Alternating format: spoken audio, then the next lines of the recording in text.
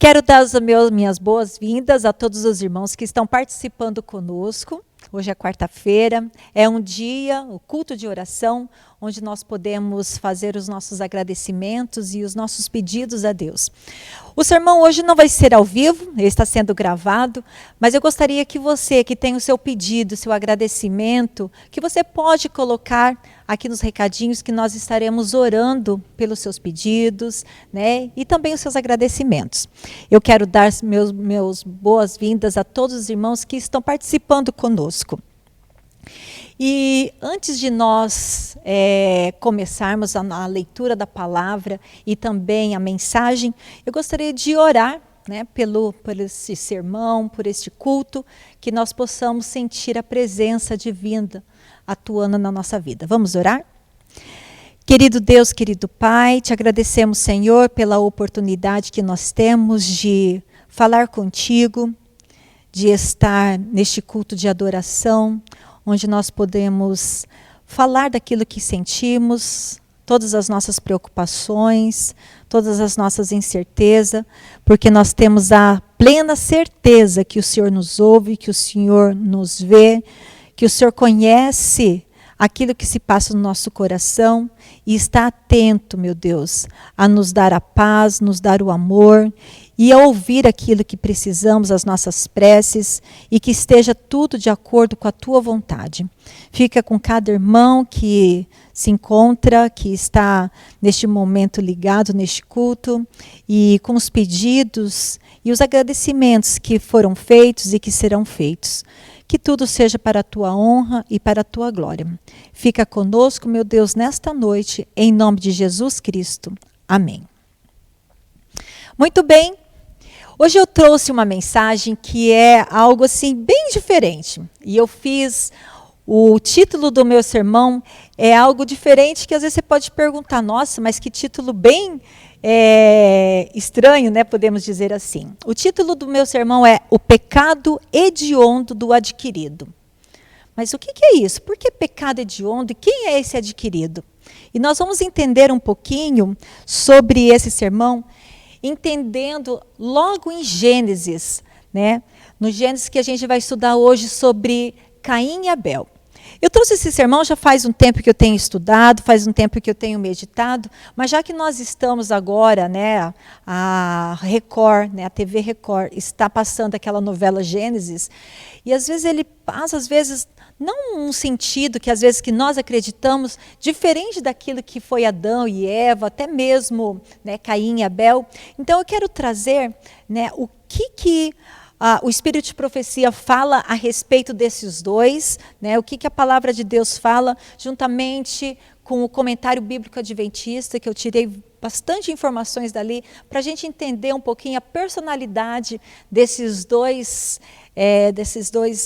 personagens dentro da palavra de Deus. E como psicóloga, a gente acaba entendendo um pouquinho mais profundo a personalidade, que quando a gente acaba estudando sobre a teoria, sobre as personalidades, a gente começa a entender mais profundamente como são as pessoas, né? E eu vou trazer um pouquinho sobre eles, né, de acordo com a palavra de Deus e também com o Espírito de Profecia, para a gente entender sobre esses dois personagens da Bíblia. Mas eu gostaria que os irmãos abrissem a Bíblia em Gênesis, logo no capítulo 4, e nós vamos ler a partir do verso 1 até o 7. Ali, em Gênesis 4, fala o seguinte: coabitou o homem com Eva, esse homem é Adão, né, sua mulher. Esta concebeu e deu à luz a Caim. Então disse: adquiri um varão com o auxílio do Senhor. Depois deu à luz a Abel, seu irmão. Abel foi pastor de ovelhas e Caim lavrador. Aconteceu que, no fim de uns tempos, trouxe Caim do fruto da terra uma oferta ao Senhor. Abel, por sua vez, trouxe das primícias de seu rebanho e da gordura deste. Agradou-se o Senhor de Abel e de sua oferta, ao passo que de Caim e de sua oferta não se agradou. Irou-se, pois, sobremaneira Caim e descaiu-lhe o semblante. Então disse o Senhor: Por que andas irado e por que descaiu o teu semblante? Se procederes bem, não é certo que serás aceito? Se todavia procederes mal, eis que o pecado jaz à porta. O seu desejo será contra ti, mas a ti cumpre dominá-lo. A gente percebe um pouquinho, você pode passar porque eu não estou conseguindo aqui. Aqui nesse verso, a gente percebe como que é quando Caim ele nasceu. Olha só que interessante. Logo no versículo 1, a palavra ali, Eva falou o seguinte, dentro da tradução da minha Bíblia, fala assim, adquiri um varão com o auxílio do Senhor, quando Eva deu a luz a Caim. Mas olha só que interessante. Se a gente for na Bíblia, no original, no hebraico, não está com o auxílio do Senhor, que às vezes o tradutor, ele fala assim, mas como assim adquirir um varão, né? Então ele colocou uma palavrinha a mais, mas no original está da seguinte forma, adquirir um varão, vírgula, o Senhor, como vocês podem ver no slide. Quando Eva, ela teve Caim, ela pensou que já fosse o libertador. Ela pensou que Caim já fosse o Messias. Porque quando a gente vai lá em Gênesis 3,15, o próprio Deus falou para Adão e Eva, porém inimizade entre ti e a mulher, entre a tua descendência e o seu descendente. Ela pensou que Caim já fosse o descendente da mulher. Por isso que ela falou, adquirir um varão, o Senhor. E olha só que interessante. A palavra Caim, no hebraico, ele quer dizer adquirido, ou adquirido. Eu imagino que esse adquirido, ao crescer, ele deveria ser assim, puxa vida, eu sou o Messias, aquele que já foi falado logo no início que eles pecaram, que eu seria o descendente da mulher. Então, e até mesmo no Patriarcas e Profetas e Desejados de Todas as Nações, fala que quando Adão e Eva ouviram pela primeira vez a promessa, aguardavam-lhe o pronto cumprimento e saudaram alegremente seu primogênito na esperança de que fosse o libertador. Então Eva, ela acariciou a esperança de que ele fosse o prometido, o libertador prometido. Por isso que deu o nome de Caim. E Caim, a palavra quer dizer adquirido. Mas se a gente for em Gênesis 4, logo no versículo 2, a gente já percebe... Eu não estou conseguindo aqui. A gente percebe que ela já não deu tanta importância ao Abel. Abel, olha só, logo no versículo 2 fala o seguinte, depois deu à luz a Abel, seu irmão. E Abel foi pastor de ovelha e Caim lavrador. A palavra Abel, em hebraico, ele tem o seguinte significado, quer dizer insignificância ou vaidade. Olha só que interessante. Abel quer dizer que é vaidade, quer dizer tudo passageiro. Essa vaidade na Bíblia significa algo inútil, vazio, quer dizer sem valor, passageiro, insignificante. E é interessante que essa era a visão que Eva tinha quando nasceu Abel. E se a gente for essa palavra em hebraico, é Rabel. Quando a gente vai lá para Eclesiastes, quando a gente estuda um pouquinho sobre Salomão, que ele fala que tudo é vaidade, é a palavra Rabel, que quer dizer tudo é vaidade, sem importância, é um vazio, é um falso, é sem valor, é tudo passageiro, é algo inútil. E foi essa a palavra, o nome que Eva e Adão deu para Abel. Eu fico imaginando, quando a gente estuda um pouquinho sobre a personalidade, como que deve ter sido o crescimento de Caim, né? Porque Caim, ele já pensava que ele fosse o adquirido, o Messias, o libertador. E eu acredito que como era também a personalidade, a pessoa de Abel. Abel deve assim, puxa vida, o meu nome já tem significado que eu sou um inútil, um passageiro, um sem valor, né? Eu não tenho esperança alguma. E até eu coloquei ali, ó, o nome que Eva colocou em Abel reflete o fato de que as esperanças da mãe já havia sido todo depositado no filho mais velho. E que Abel, ele então personificou, né, de acordo com Eva, a miséria da vida humana. Então, falou assim, olha, para Abel é algo inútil. Ele já não tem mais tanto significado, ele não tem tanta utilidade. Mas colocou na vida, na pessoa de Caim, uma grande personalidade, né, o adquirido. E Ellen White, ela fala muito a respeito disso. Ela dá um vislumbre de como que eram esses dois. Ela até fala que Abel, ele sempre escutava tudo aquilo que Caim falava. Tudo que Caim falava, Abel escutava. E ele era aquele né, que não escutava o irmão, muito menos os conselhos das pessoas mais novas. Ele, como que eu vou escutar o conselho do meu irmão caçula?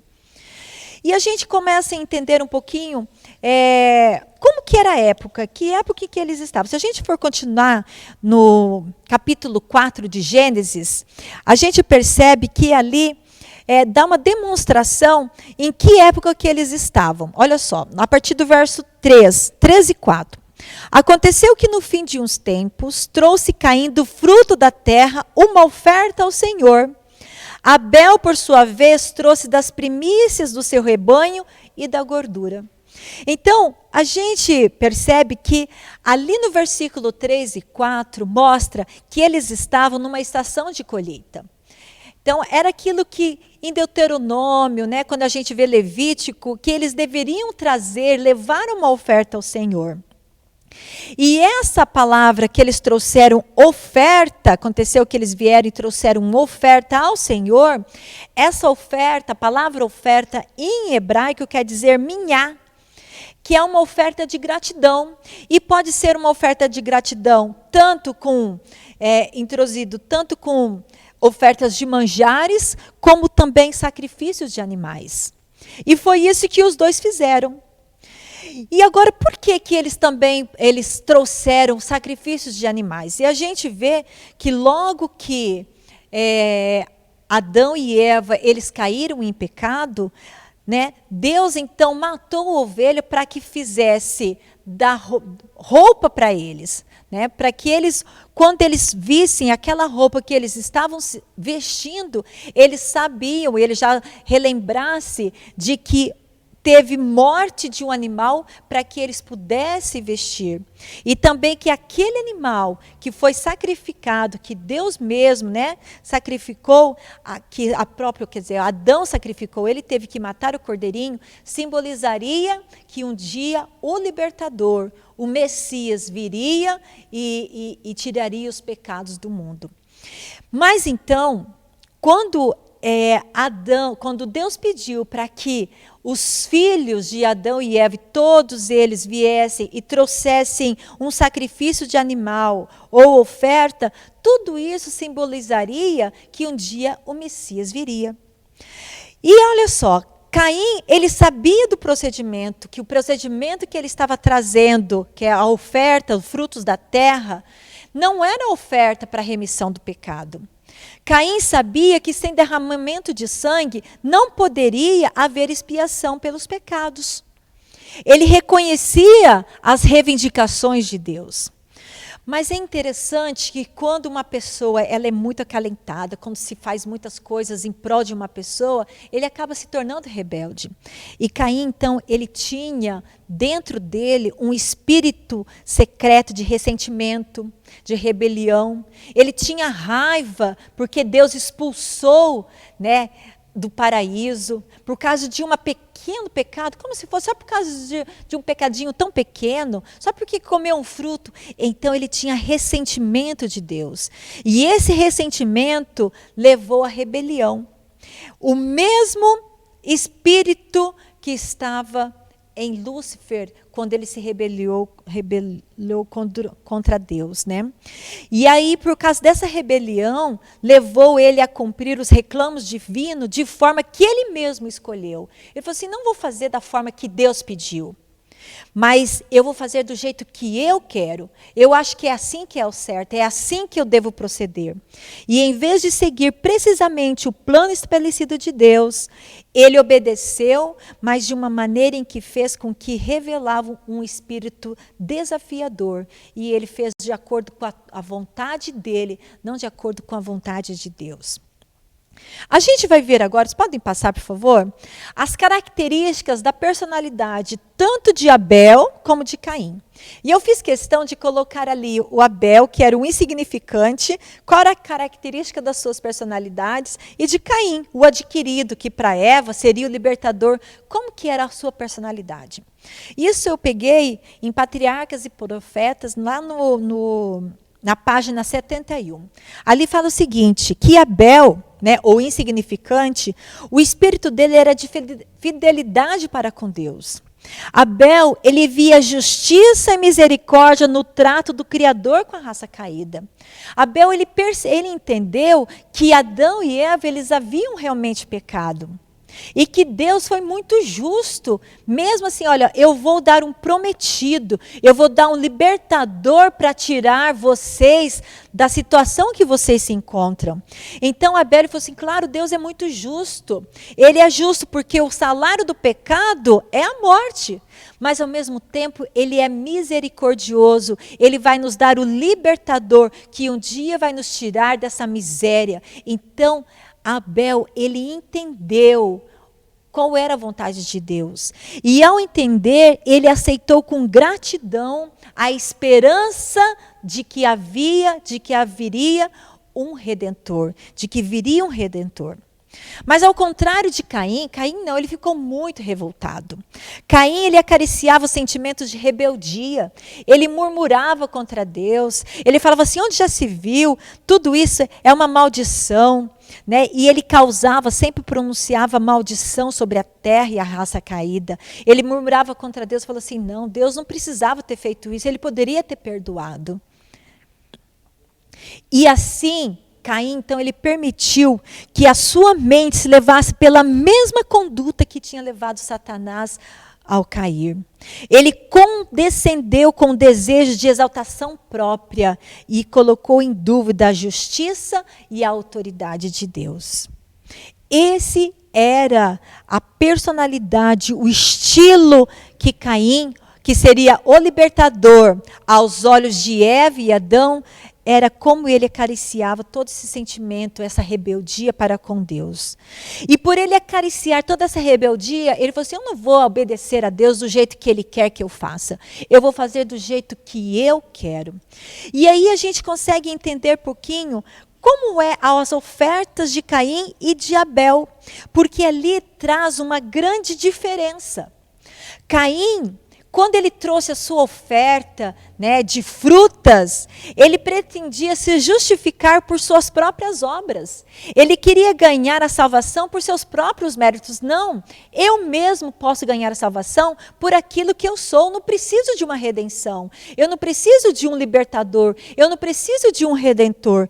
Eu posso ganhar a salvação pelos meus próprios méritos. É por isso que ele trouxe a oferta de frutos da terra, porque era uma forma assim, olha, eu quero ganhar salvação ao meu próprio modo, não é o modo que Deus quer que eu faça. Ele também se recusou a reconhecer de que ele era um pecador. Ele não sentia tão pecador assim. E ele muito menos sentia que ele precisava de um Salvador. Era essa a representação da oferta de Caim. Ele também apresentou uma oferta que não expressava nenhum arrependimento de pecado, porque sem derramamento de sangue não há remissão de pecado. Ao lhe trazer os frutos da terra, é como se ele fosse assim, olha, eu venho aqui pelos meus próprios méritos, eu não preciso reconhecer que eu sou um pecador, eu não preciso não preciso ter arrependimento dos meus pecados, eu tenho aqui a minha oferta. E uma oferta sem sangue e sem derramamento de sangue não há remissão. Ele não queria fazer as coisas de acordo com a vontade de Deus, mas era de acordo com as suas próprias vontades.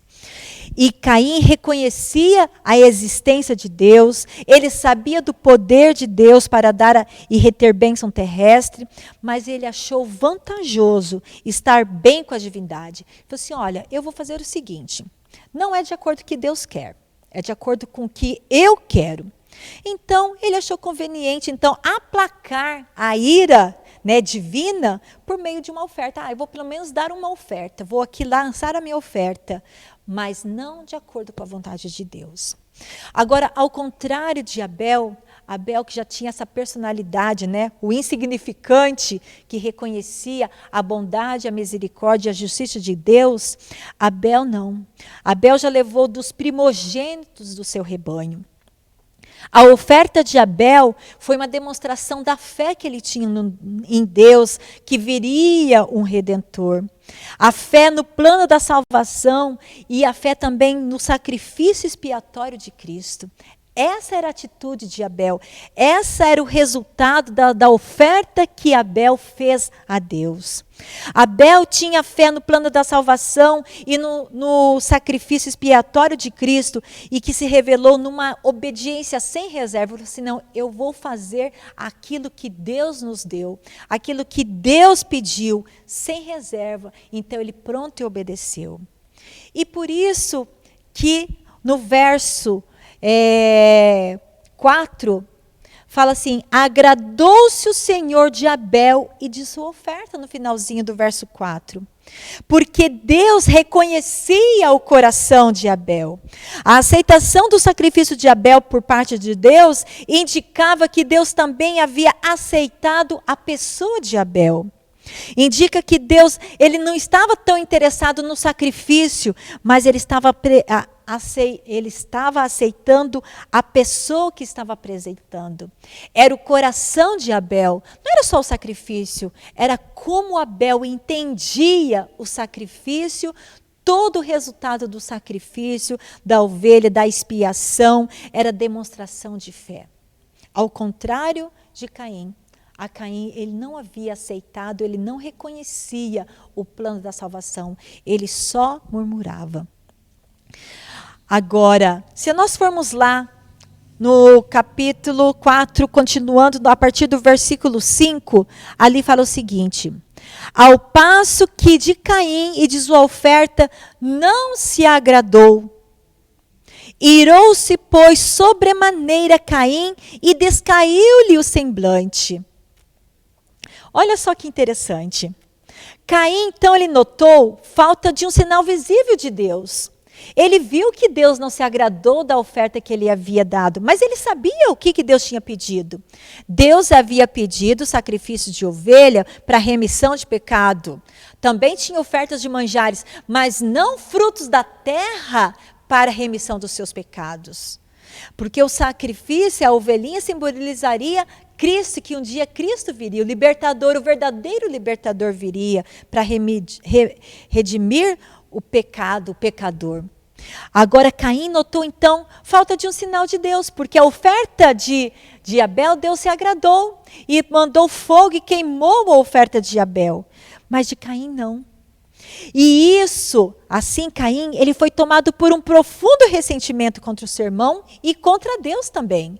O fato dele ter ido contra o seu irmão, ter ido lá, foi o ressentimento que ele teve contra o seu irmão e contra Deus. Por que Deus aceitou apenas a oferta do meu irmão e não a minha? Aparentemente não houve nenhuma tristeza pelo pecado. Ele não, puxa vida, é porque se ele tivesse pensado, poxa, a oferta que eu estou dando ao Senhor não é aquele que ele pediu. Eu estou fazendo de forma errada. Mas ele não sentiu uma tristeza pelo pecado. Ele não teve nenhum exame de seu espírito, nenhuma oração por luz e perdão. Senhor, por favor, me ajuda a entender. Ele não, apenas ficou ressentido, ele não se agradou. Decaiu-lhe o semblante dele. Porque Deus tinha agradado da oferta de Abel. E um comportamento, esse é um tipo de comportamento típico de um pecador obstinado e impenitente, cujo coração não se comove diante da correção e da reprovação, mas se torna mais duro e rebelde. E olha só que interessante, Ellen White fala que Abel chegou a falar para ele, Caim, não é assim que se faz. Deus não está pedindo oferta de frutos, dos cereais, das coisas da terra. Deus está pedindo oferta de ovelhas. É assim que, para você ter derramamento, perdão dos seus pecados, é através de uma ovelha que representa que um dia o libertador vai vir.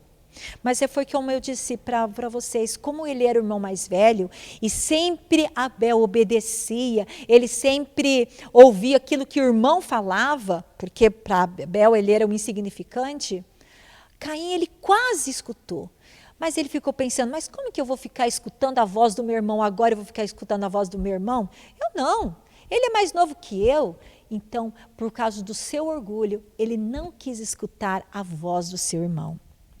A rejeição da oferta de Caim não significa necessariamente a rejeição do próprio Caim. Mas em misericórdia, Deus então estava pronto a dar outra chance. Olha só como que Deus é maravilhoso. Se a gente continuar ali, depois que descaiu-lhe o semblante, então Deus vai falar com Caim. Então disse o Senhor, Deus é maravilhoso, ele falou assim, Caim, olha só. Deus assim, por que andas irado? E por que descaiu o teu semblante? Deus está fazendo com que Caim volte ao seu sentido. Caim, por que você está irado? Por que caiu o seu semblante? Por que você está tão aborrecido? Está com tanto ressentimento? Então Deus faz com que ele enxergue, para ele pensar, para ele refletir nas suas atitudes. Ele fala assim, olha, se você proceder bem, se procederes bem, não é certo que serás aceito?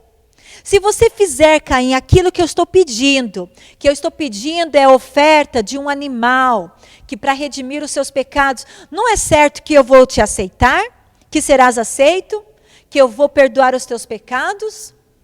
Mas, se todavia procederes mal, eis que o pecado jaz à porta. Olha só, Deus está fazendo com Caim pensar, se refletisse nas suas atitudes. Olha, se você proceder bem, Caim, você acha que eu não vou aceitar a sua oferta, o seu sacrifício? É claro que sim. Mas se você continuar com esse seu procedimento mal, o pecado jaz à sua porta. E aí Deus continua, terminando no versículo 7. O seu desejo será contra ti, mas a ti cumpre dominá-lo. Caim, eu estou entendendo o que você está fazendo. Eu sei que você está com ressentimento tanto do seu irmão, porque eu aceitei o sacrifício do seu irmão, quanto a mim. Você sabe que o desejo que você está tendo no seu coração está bem na porta, mas cumpre a você dominar esse desejo. Deus falou, Deus tentou, quando Deus apareceu a Caim, ele arrazoou com ele. Ele tentou mostrar para Caim onde que estava indo o seu pecado, onde que estava indo a sua atitude. Deus tentou persuadi-lo de que a sua conduta estava totalmente errada e de que a sua ira, a ira que ele tinha, esse ressentimento, era uma ira injusta. Deus falou com Caim como alguém fala, como um pai fala com um filho teimoso. Olha, essa sua atitude que você está tendo não vai ser bom para você. Sabe quando o pai quer falar com o filho, tentar persuadi-lo? Porque o pai sabe qual é o fim daquela atitude, mas o filho está tão cego diante da sua ira, diante da sua raiva, que não consegue enxergar. Era assim que Deus estava tentando falar com Caim. Caim, percebe bem. O seu procedimento não está sendo certo, está sendo injusto. Abra os seus olhos, Caim. O objetivo de Deus, meus irmãos, era levar Caim a pensar e a reconhecer que a sua ira era totalmente infundada. Eu não pedi, Deus falou assim, eu não pedi oferta, frutos da terra. Eu pedi, era uma ovelha que representa a mim, que um dia eu estarei morrendo no seu lugar, Caim. Pensa bem. Você acha que se você não proceder de uma forma certa, eu não vou te aceitar? É claro que vou te aceitar.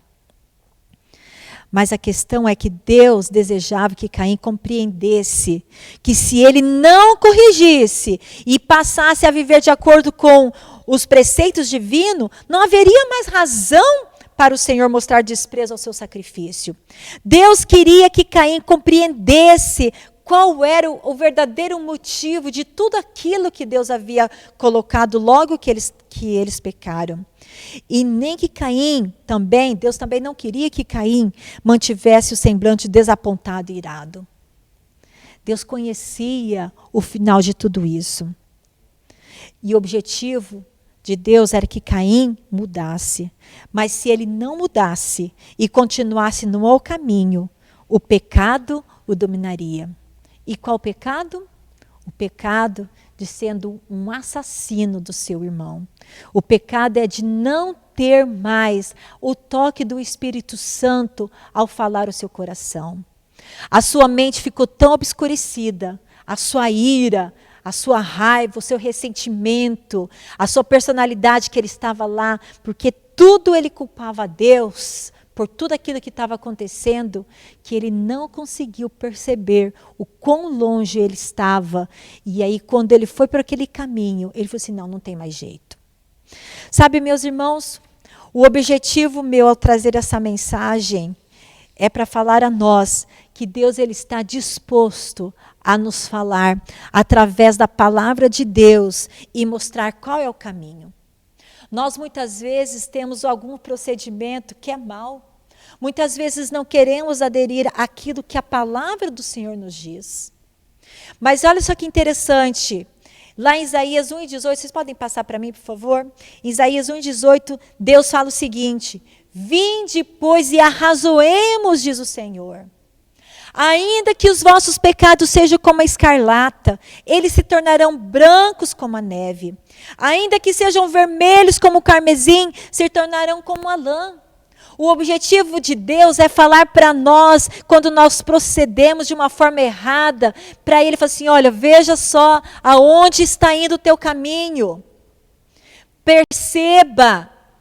Converse comigo, olhe a palavra, eu já deixei escrito tudo aquilo que eu quero que vocês façam, tudo aquilo que eu quero que vocês procedam, mas se você for por este caminho, você já sabe qual que é, o que caminho vai dar, qual é o final. Deus, irmãos, Ele quer falar por nós, conosco, através da palavra, e Ele tem falado. Só que cabe a nós ver qual é o nosso procedimento, aonde nós estamos indo e dominar também os nossos desejos.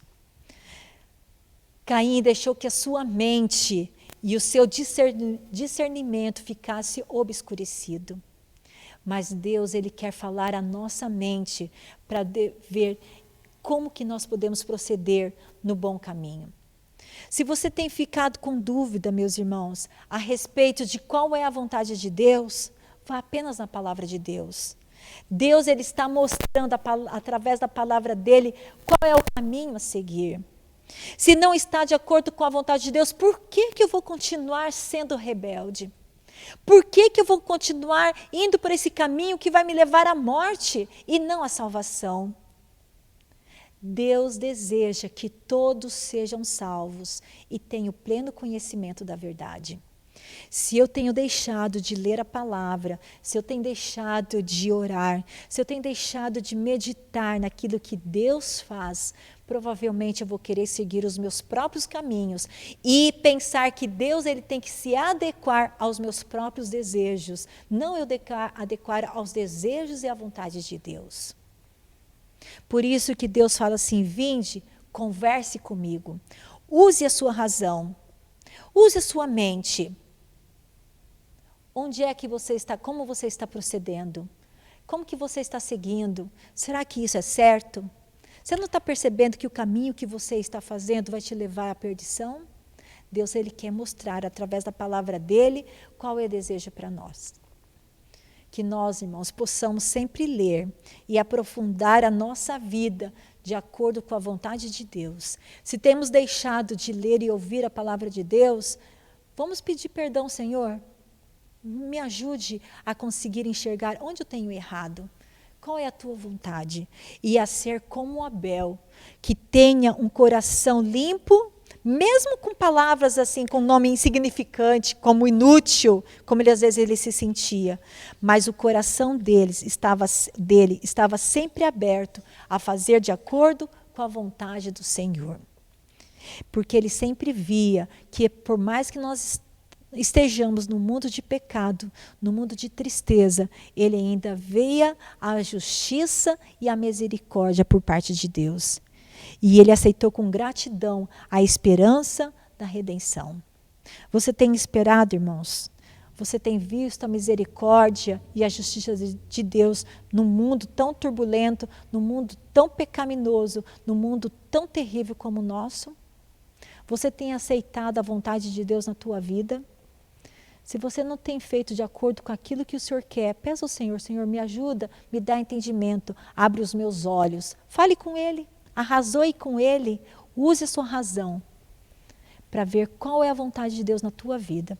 Que Deus possa te abençoar grandemente, você e a tua família, e que possamos sempre permanecermos firmes de acordo com a vontade de Deus. Assim diz o Senhor, de acordo com a palavra dEle. Que possamos ser Abel, às vezes sentindo insignificante diante de um mundo, né? Assim, mas com coração e com espírito de fidelidade para com Deus, para fazer e ver qual é a vontade de Deus na nossa vida. Que Deus possa te abençoar grandemente, você e a toda a sua família. Vamos orar? Querido Deus, querido Pai, te agradecemos, Senhor, porque nós tivemos a oportunidade de entender um pouquinho sobre esses dois personagens da Bíblia. Dois personagens que foram logo no início do mundo, que cada um tomou o seu rumo. Um sentindo com a sua arrogância no coração, se sentindo grande, o outro com um nome tão insignificante, talvez sentindo insignificante diante de Deus, diante de tudo, mas um grande homem em que atendeu ao chamado do Senhor e fez aquilo que o Senhor pediu de acordo com o coração que o Senhor assim revelou. Que o nosso coração, meu Deus, possa ser como o de Abel, que possamos estar abertos à Tua palavra, à Tua vontade, e que o Senhor possa fazer morada na nossa vida, para que cumpramos qual é o seu objetivo, qual é o seu dever como cristão neste mundo de escuridão. Que não venhamos nos murmurar diante das coisas, nem murmurar contra Deus, quando nós não entendemos a razão do sofrimento, a razão de tantas coisas injustas, de tanta injustiça nessa terra, mas que possamos confiar que o Senhor um dia vai nos libertar de tudo isso e permanecer firme na Tua palavra. Que o Senhor possa abençoar a cada irmão que aqui se encontra e a cada um com seus pedidos e seus agradecimentos. E a nossa igreja é que te pedimos e agradecemos em nome de Jesus Cristo. Amém.